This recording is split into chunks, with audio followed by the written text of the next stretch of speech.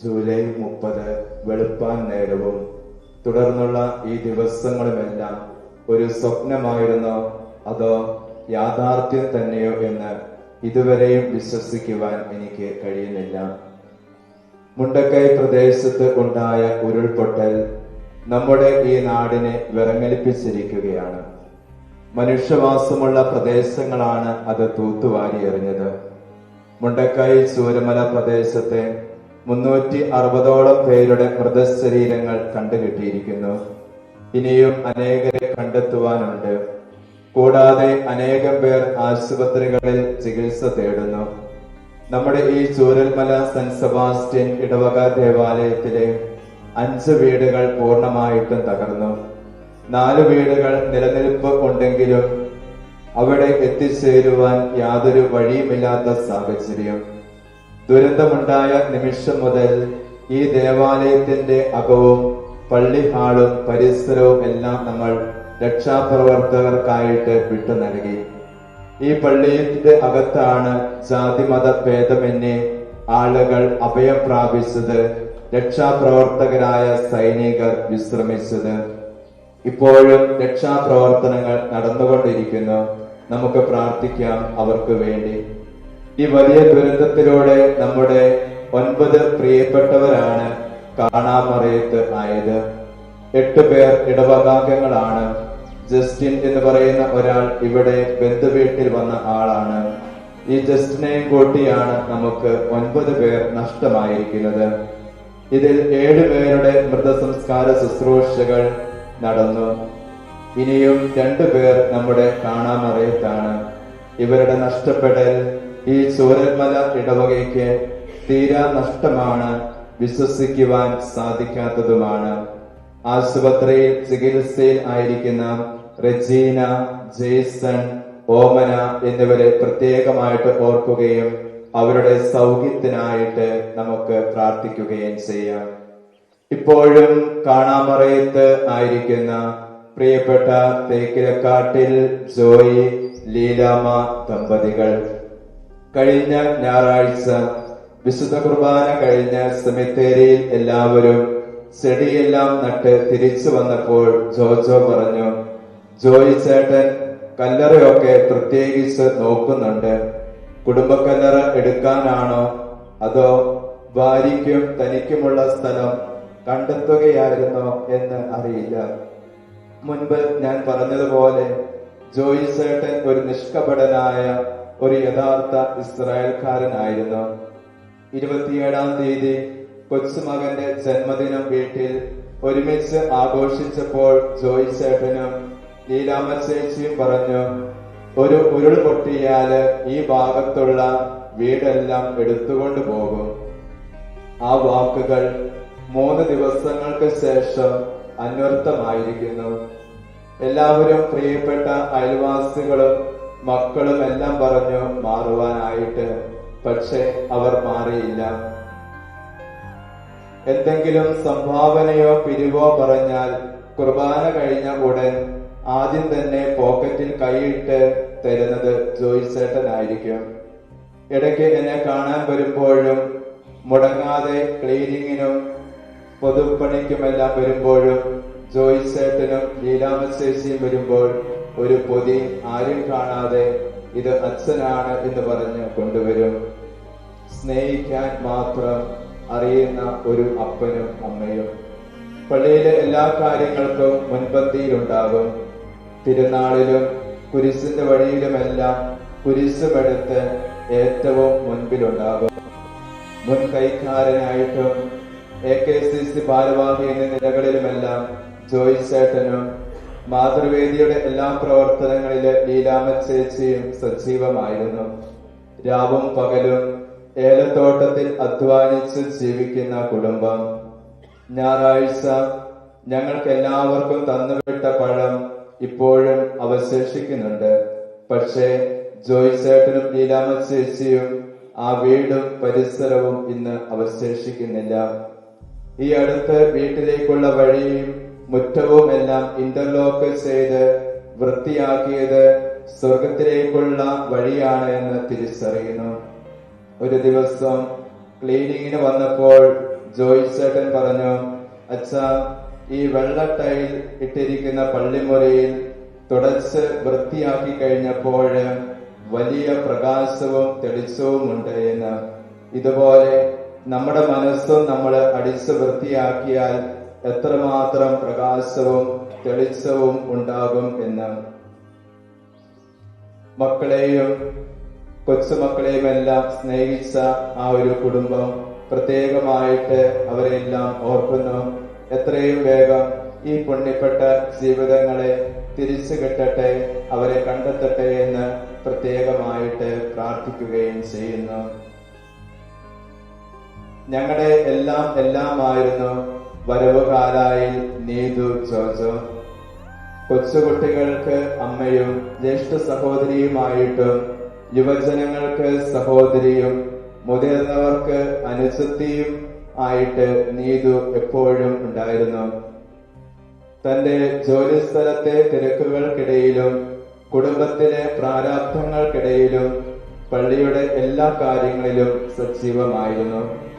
Mathruvedi, KCYM ഇടവക secretary, mission league എന്നിവയിൽ സജീവമായിരുന്നു നീതു.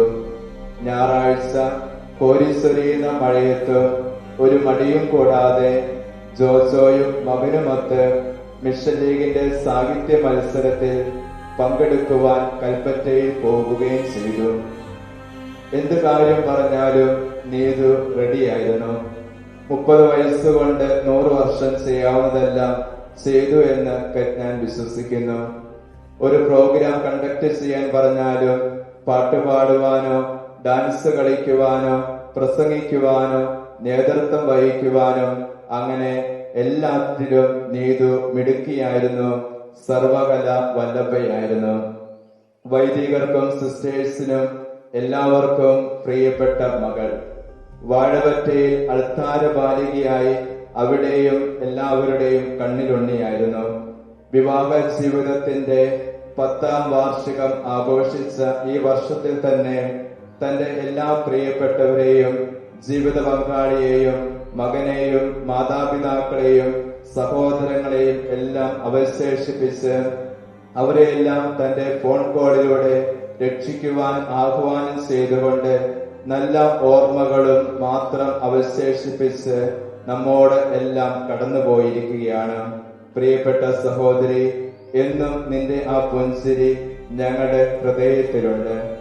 ചിറ്റിലപ്പള്ളി കുടുംബത്തെ ഓർക്കുമ്പോൾ തലേ ദിവസം വൈകിട്ട് കോരിച്ചൊരിയുന്ന മഴ സമയത്ത് ഇരുട്ടുമോടിയ ആ സമയത്ത് പാടിയിൽ താമസിക്കുന്ന ചിറ്റിലപ്പള്ളി ജോണിച്ചേട്ടന്റെ കുടുംബത്തെയും ചിറ്റിലപ്പള്ളി ഷീബയുടെ കുടുംബത്തെയും കണ്ടുമുട്ടുവാൻ എനിക്കും സാധിച്ചു. ആ നിമിഷങ്ങൾ ഓർക്കുകയാണ്.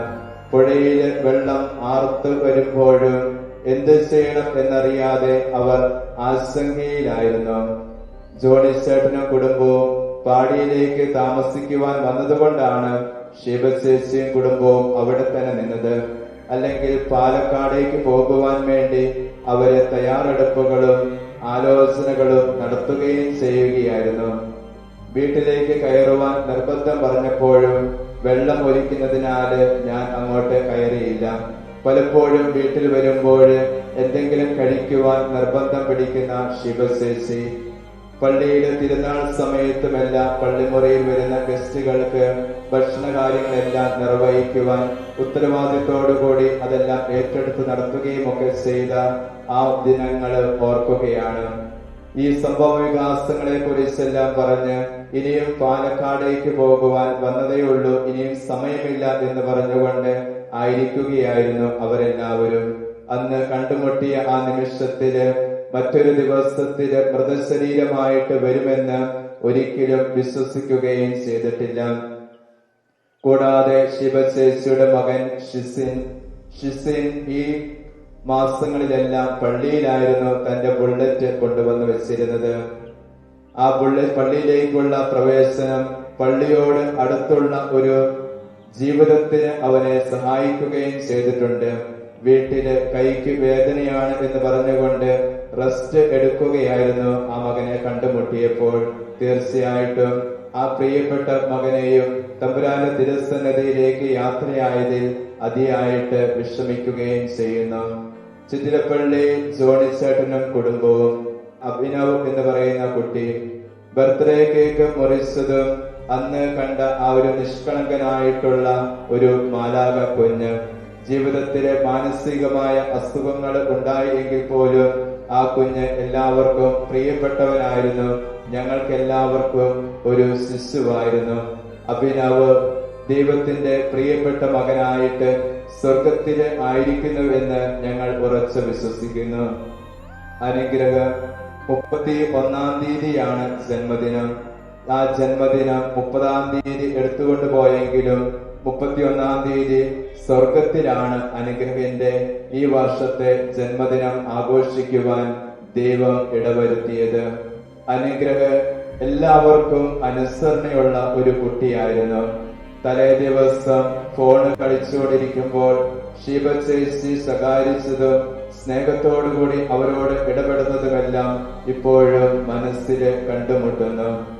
അനുഗ്രഹ കഴിഞ്ഞ 2-3 ഞായറാഴ്ചകളിലായിട്ട് ആദ്യം ദേവാലയത്തിൽ എത്തുന്ന വ്യക്തിയായിരുന്നു. 8 മണിക്ക് മുൻപേ ബസ്സിൽ എത്തിച്ചേരും. ദേവാലയം പള്ളി തുറക്കുന്നു. ദേവാലയത്തിലെ എല്ലാ കാര്യങ്ങളും കപ്പ്യാരോടുകൂടി എല്ലാം എടുത്തു വെക്കുവാനായിട്ട് സഹായിക്കുന്നു. വേദപാഠം കഴിഞ്ഞ് പള്ളിയെല്ലാം അടച്ചു പോകുന്ന അൾത്താര ബാലനായിട്ടുള്ള കുട്ടി സ്വർഗത്തില് തമ്പുരാനെ ശുശ്രൂഷിക്കുവാനുള്ള ഒരു മുന്നാസ്വാദനമായിട്ടാണ് ഈ പ്രക്രിയകളെല്ലാം ഈ ശുശ്രൂഷകളെല്ലാം ചെയ്തത് എന്ന് തിരിച്ചറിയുകയും ചെയ്യുന്നു. കുർബാനയ്ക്ക് കൂടി തമ്പുരാന്റെ തിരുസന്നിധിയിൽ സ്വർഗം കാണുവാൻ ഈ മകന് സ്വർഗത്തിന്റെ കവാടം തുറക്കപ്പെടട്ടെ എന്ന് പ്രത്യേകമായിട്ട് പ്രാർത്ഥിക്കുകയും ചെയ്യുന്നു. പ്രിയപ്പെട്ട ജോണിച്ചേട്ടൻ, സുന്ദരനും സുമുഖനുമായ ജോണിച്ചേട്ടൻ ഞങ്ങൾക്കെല്ലാവർക്കും പ്രിയപ്പെട്ടവനായിരുന്നു. ഇടയ്ക്കൊക്കെ ഫോൺ വിളിക്കും. കണ്ടുമുട്ടുമ്പോഴാണെങ്കിലും സൗഹൃദങ്ങൾ പങ്കുവയ്ക്കുകയും ചെയ്തിരുന്നു.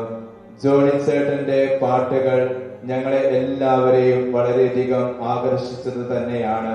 ജോണിച്ചേട്ടൻ കഴിഞ്ഞ ക്രിസ്മസ് ആഘോഷവേളയിലെല്ലാം പാടിയ പാട്ടുകൾ ഇന്നും ഞങ്ങളുടെ മനസ്സുകളിൽ അലതല്ലാതെ കിടക്കുകയും ചെയ്യുന്നു. പാട്ടും പാടി ഞങ്ങളെ വിട്ടുപോയ ജോണിച്ചേട്ടനാണ്. എല്ലാ ദിവസവും ഇടവകയുടെ വാട്സപ്പ് ഗ്രൂപ്പിൽ ഒരു ക്രിസ്തീയ ഭക്തിഗാനത്തിന്റെ ഓഡിയോ ഇടുന്നത് ജോയിച്ചേട്ടന്റെ ഒരു ദിനചര്യയാണ്. എല്ലാ പ്രഭാതത്തിലും ആ പാട്ടുകൾ കേട്ടുകൊണ്ടാണ് ഞങ്ങള് എല്ലാവരും എഴുന്നേൽക്കുന്നത്.